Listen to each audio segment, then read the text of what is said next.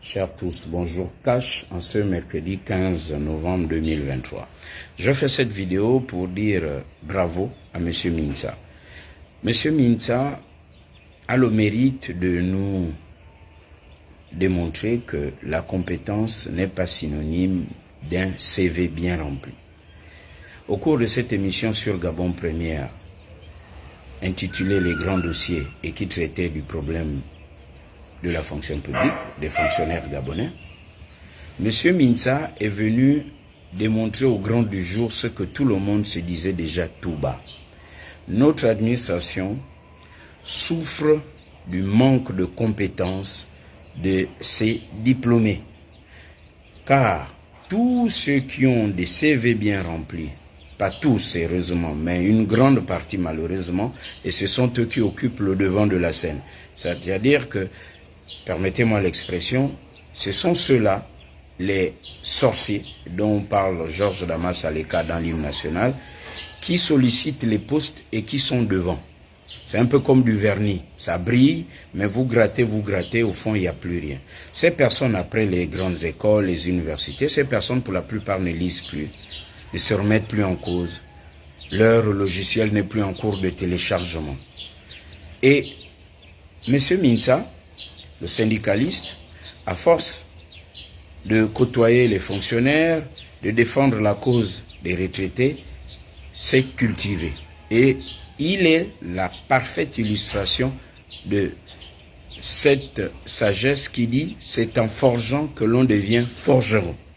Donc, M. Mintsa n'est pas sorti de l'ENA ou n'est pas le meilleur au cadre de l'administration des comptes publics ou de la solde. M. Mintsa est sur le terrain. Et ce dont on a besoin au Gabon, ce sont des hommes de terrain.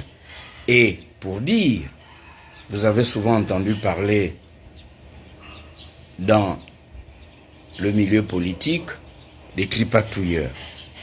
Eh bien, ces cadres, pour reprendre l'expression de Pierre Akenenge dans la chanson Marié avec, cadres supérieurs en bois de chauffage, sont des tripatouilleurs. Ils trichent au prétexte qu'ils aient un CV, qu'ils aient été à l'école, c'est très bien, c'est ce que l'on recommande, mais ils oublient que quelqu'un peut être un autodidacte et mieux que celui qui a suivi le cursus normal. Les exemples sont légion dans le monde. La France a eu un ministre autodidacte, c'est la France. M. Bérégovoy, tout le monde connaît le profil de M. Bérégovoy. Donc ils ont pris en otage l'administration et c'est pour cela que ça piétine souvent. Parce que là, M. Mintsa est venu nous démontrer que ceux qui gèrent nos administrations, le plus souvent, et la grande majorité, ne maîtrisent pas les dossiers. Ils sont dans les idées générales, dans les poncifs, ils sont aptes à vous faire prévaloir leurs compétences lorsque vous êtes au quartier, dans les salons privés, dans les bars, pendant les cérémonies de réjouissance ou de deuil. C'est là où ils vous font savoir qu'ils savent, mais ils n'ont pas de contradicteurs. Mais une fois devant les écrans de la télévision, ils sont constipés. Et celui qui vous parle a souvent rencontré ce type de personnes. C'est pour cette raison que plusieurs d'entre eux fuient les plateaux de télé pour des débats. Ils vous diront, et la bonne excuse, il faut que la hiérarchie donne son autorisation. En réalité, après l'école, ils ne lisent plus.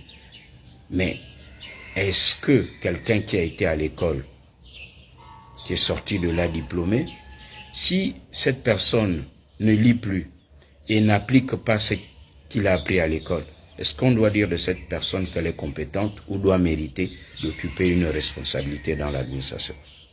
À l'unisson, je pense que vous me direz que non.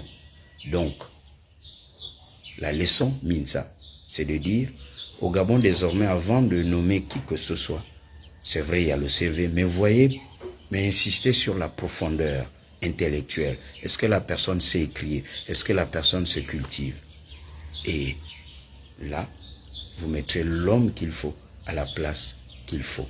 Et là, ce sera Cash.